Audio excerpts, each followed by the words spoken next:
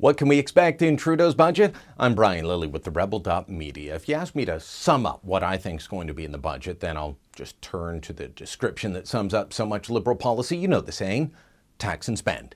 Some Liberals, some progressives, they've grown to hate this idea. They think it's an unfair characterization of their policies. But Justin Trudeau and his Liberals, they embrace the tax and spend ethos. It's so public, this embrace, this love of running deficits, of hiking taxes, that just last week, Justin Trudeau was asked about this in a live interview with Bloomberg while he was in New York, an interview conducted before a room of Wall Street investors. Your campaign took off when you talked about ending austerity. When you look back at your father, who was also remembered for increasing debt and deficits and all those things, to reassure kind of investors in this room, is that a lesson you've learned from, or how do you look back at that? Oh, I think first of all, trying to compare the economic circumstances on a global scale in the 1970s to what we're going through now is very different, and I come at it with a different perspective from my father, because I'm in a different generation, and certainly the solutions that I'm putting forward are not based in nostalgia or trying to. I most certainly wouldn't be in this chair if I had tried to emulate my father in everything he'd done. He gave me strong values and principles, and the challenge of the next generation is always to take what the previous generation offers you and make it suit the times that we're in right now. And I think that very much, even though people still hang on comparisons, I don't worry about that. I worry very much about what it is that I'm doing for the right reasons for Canadians and in terms of engagement with the world. So I'll let other people make comparisons. I'm focused on being me. Now, I really hope Trudeau is not his father, because Pierre Trudeau took over a government running a $670 million deficit, about 0.9% of Canada's GDP in 1968. Adjusted to 2015 dollars, it's a deficit of about $4.5 billion. When he left office in '84, the deficit was $32.4 billion, or 7.3% of Canada's GDP. And adjusted for inflation to 2015 dollars, that means a $71.5 billion deficit, far higher than anything Stephen Harper ever ran.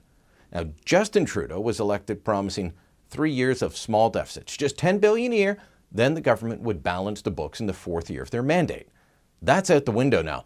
Finance Minister Bill Morneau doesn't even attempt to say he's going to balance the books in 4 years. Now he says over the longer term.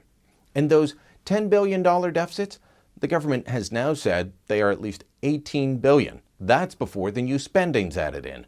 My best guess is we're looking at a deficit of about $30 billion this year, but it could be higher. Some analysts have said $35 billion is a possible figure. So what about tax changes? We already have the cut in the middle tax rate and the tax hike on high-income earners, making Canada one of the worst places to be wealthy from an income tax perspective. But that could all get worse. The government is expected to make changes to stock options and how they're taxed. Now, beyond Bay Street bank executives, who gets stock options?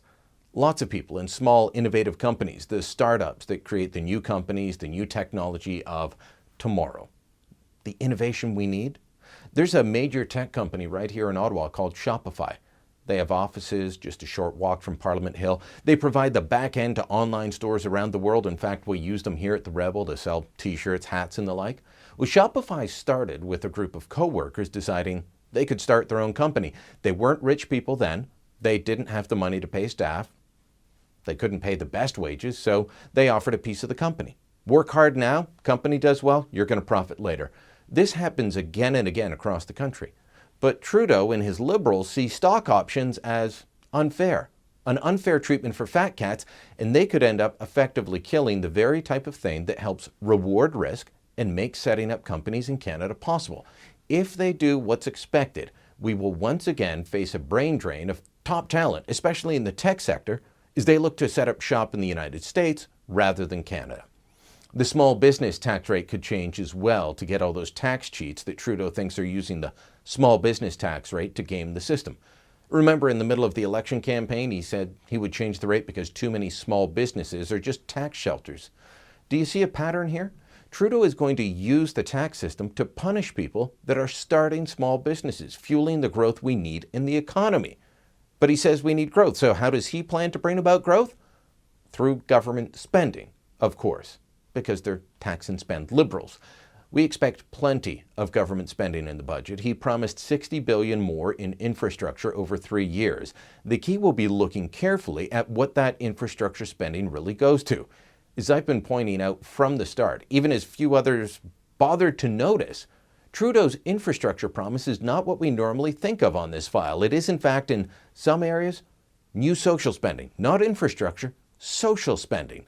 And that will be key. If Trudeau's much talked about infrastructure plan goes to funding a national daycare system, which has actually been talked about, then he'll be setting Canada up for the type of structural deficits his father put us into, with new social programs that constantly need funding. You have to remember, Pierre Trudeau promised small deficits to boost the economy in 1970. That was the year before I was born. And those deficits were so big, so baked into the system, it took us until the 97-98 fiscal year when I was 26 to get out of deficit. Is that what we're looking at doing again? I hope not, but as I said, Trudeau and company embrace the tax and spend ethos. They don't shy away from it. And that has me worried. I'll be in the budget lockup all day on Tuesday, and I'll bring you all the news that you need to know once it's over. Thanks for watching. Click here to never miss a Rebel update. Want even more of the Rebel? Well, click here to become a premium member.